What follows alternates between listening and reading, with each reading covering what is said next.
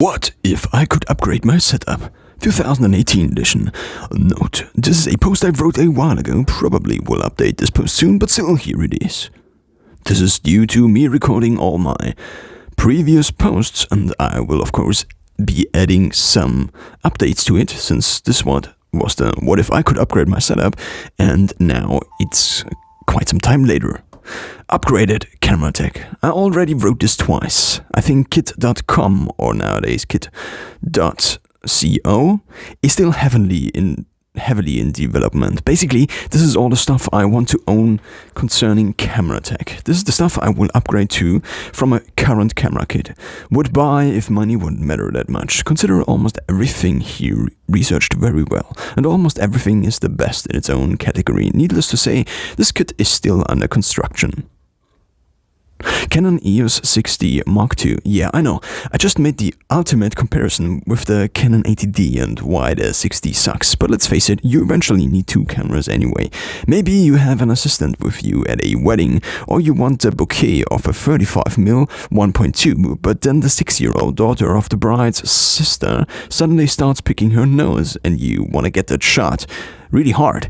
So you need a second camera if you don't want to clean your sensors every 3 days. All the specs: Canon EOS 6D Mark II digital SLR, camera body, Wi-Fi enabled. Of course, it's a little bit out of date right now. There's the 70. The 70, of course, was a different camera, but there are mirrorless cameras of Canon out right now, and this is also the reason I didn't upgrade to the 60 or also this other stuff in this kit, or some of the other stuff.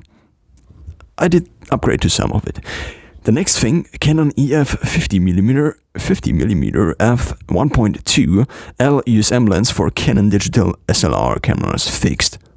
So I did upgrade to another 50mm. I had the old version of the normal 50mm of Canon, which was a 1.8, and then I got a newer version with a step motor, which kind of got rid of the need of this prime lens, this prime 50mm.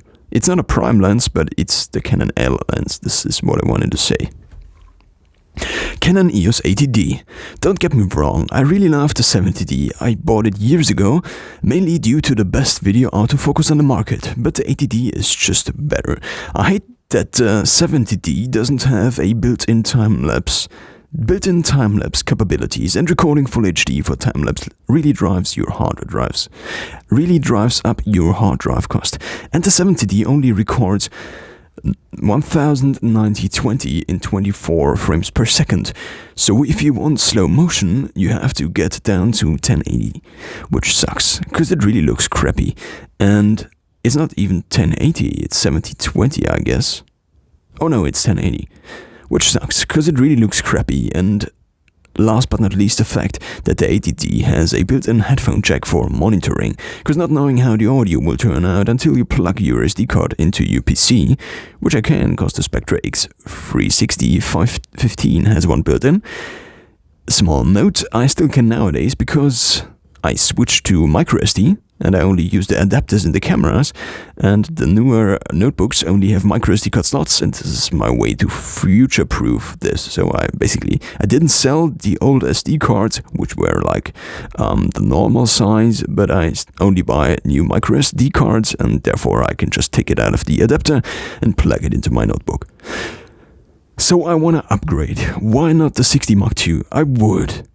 But it's twice as much, and compared to the 80D, it's not an improvement that huge. Of course, I really would like to upgrade to a full-frame sensor, but the thing is, with full-frame, the Canon EFS lenses don't work, and most of the STM lenses Canon offers are in fact EFS. So why do I want to have an STM lens? In general, Canon offers 3 different focus systems. The first, or lens focus systems. In general, Canon offers 3 different focus systems. The first one is really old, loud and slow. Can be found in the old Canon 50mm 1.8, for example, the one I had. So if you use it For recording video with autofocus, the only option to get audio, good audio, is with an external recorder, because the motor not only makes loud noises but also causes vibrations to the body of the camera, which makes the combination of a DSLR with an external audio recorder and the hot shoe mount not very practical. There is USM. Stands for ultrasonic, meaning you can't hear the noise of the motor, but you do hear the internal parts of the lens moving, which causes the exact same problem as above, only not that bad, which I had because I had the 18 to 200mm, which was a USM lens, which had an ultrasonic motor, but you could hear the parts moving, and the audio was just unusable. The same with the other lens I had, and this is the reason I got two STM lenses. And then there is STM, which stands for stepping motor, and this is what you want to record video. With autofocus and audio, it's the focusing system that is almost completely quiet. I later learned that the L series is also completely quiet, which was kind of a paradox to me, or mystery, because all these big dudes out there, of course the paradox is this: they just didn't have autofocus, because autofocus is a thing that just basically video autofocus just came in the recent years, broadband way lower. But most of the STM lenses are EFS, and this is the reason why I prefer the ATD to the 60 Mark II. Another bonus, ATD has a built-in flash. Of course, the built-in flash is for losers, but I can accept it, because dealing with my external flash, for the most part, consists out of searching for batteries that haven't dropped to only 80% of the voltage and therefore cannot run the flash anymore. That's it, quite an essay, I guess. I did think about the 90D quite some time, but I upgraded to the EOS M50, and I do have my old lenses, which right now don't work. I could get the adapter, but the thing is, I have another adapter, which is also I don't know the word right now, but it basically makes the